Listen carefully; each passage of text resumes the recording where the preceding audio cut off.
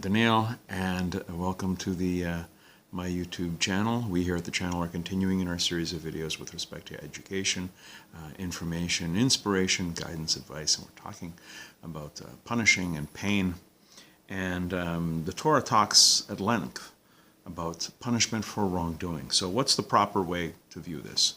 So I'm taking a little guidance from the words of Rabbi Yeruchem Levovitz, who says that the essence of the punishments stated in the Torah is the removal from evil. And he cites the Deuteronomy 17:12.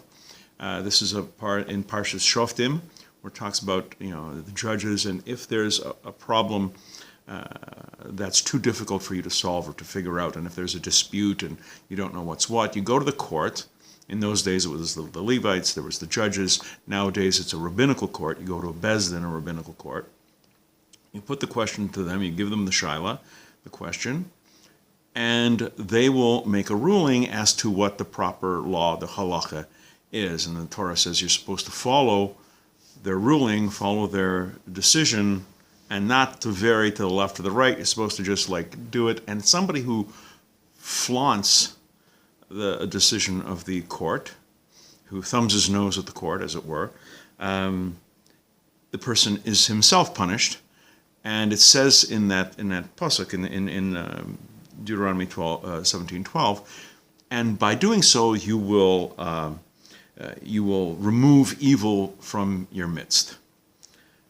So it's the justice system.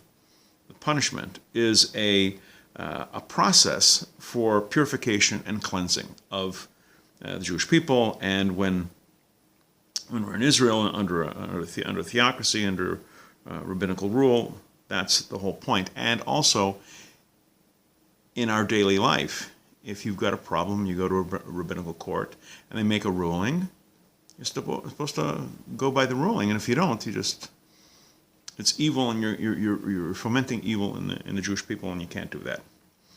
Again, Rabbi Yeruchem Levovitz, the essence of the punishments established in the Torah is the removal of evil by instituting a process of purification and cleansing.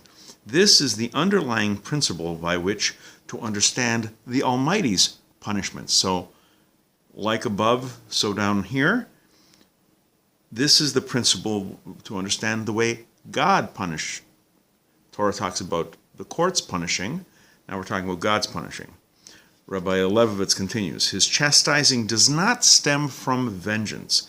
It is not the attack of an enemy. Rather, it comes from love. We discussed this in a previous video. Of a father for his children.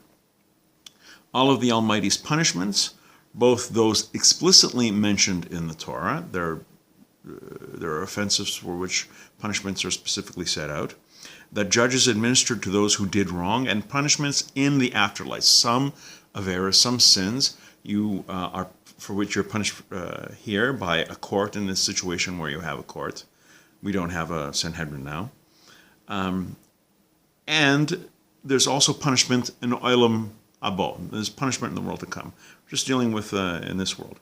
Judges administered to those who did wrong, and punishment in the afterlife to be understood in this light. In other words, the afterlife, you deal with Hashem in that time. There is no connection between this and vengeance and grudge bearing. It is entirely a matter of judgment. A Torah judgment in a Torah court is based on love and compassion. Purification from evil is the only goal. So that's Rabbi Levovitz's insights on how we view punishment. And we take a clue from the courts, because that is a reflection, hopefully, of the divine heavenly court, and that's the view of punishment. Whether you're punished in this world or in the next world, it's not done out of vengeance. It's not a grudge. It's not done chas v'sholom out of a sick pleasure on God's part. You do it for the purpose of purification from evil, that expiation from evil. That's the only purpose. Words wise words from Rabbi Yeruchem Levovitz. We're going to be doing more videos along these lines. Please come back. Please watch, please learn. And until next time, I'm Daniel, and thank you so much.